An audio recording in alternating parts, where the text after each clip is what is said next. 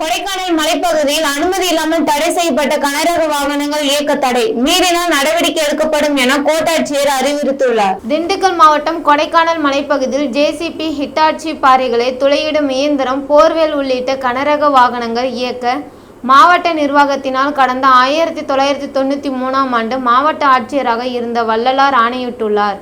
இதனைத் தொடர்ந்து மலைப்பகுதியில் கடந்த சில தினங்களாக அரசு அனுமதியின்றி தடை செய்யப்பட்ட கனரக வாகனங்களின் பயன்பாடு அதிகரித்து காணப்படுகிறது.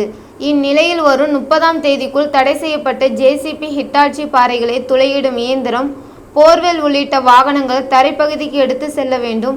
மீறினால் 1/7/2025ஆம் தேதி இந்த கனரக வாகனங்கள் இயக்கினால் இயக்குபவர்கள் மீது கடும் நடவடிக்கை எடுக்கப்படும். அதேபோல முதல் முறை அபராதம் விதிக்கப்படும்.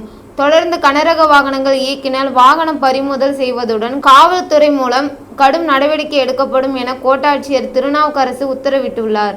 இந்த கனரக வாகனங்கள் பயன்படுத்துவதற்கு உதவியாக அரசு அதிகாரிகள் தலையிட்டால் துறை ரீதியாக நடவடிக்கை எடுக்கப்படும் என செய்தியாளர்களுக்கு பேட்டியளித்துள்ளார்.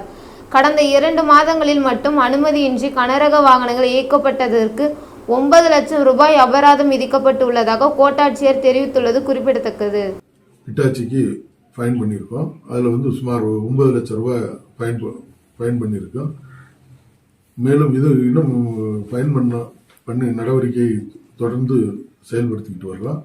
வரும் 1/7/2025 முதல் இங்கே இருக்கும் அனைத்து வாகனங்களும் கீழே இறக்குவதற்கான ஒரு செயல்முறை ஆணை, ஒரு சர்க்குலரை ரெடி பண்ணி வச்சிருக்கோம். அது இன்றைய முதலிலிருந்து அமலுக்கு வருகிறது.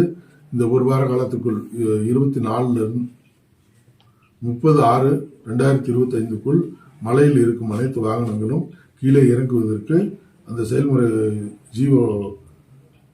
ஜிஓவின்படியும் அரசு ஆணையின்படியும் மாவட்ட ஆட்சியர் அவர்களின் உத்தரவின்படியும் நடவடிக்கை எடுக்க ஒரு செயல்முறை ஆணை வெளியிட்டுள்ளேன்.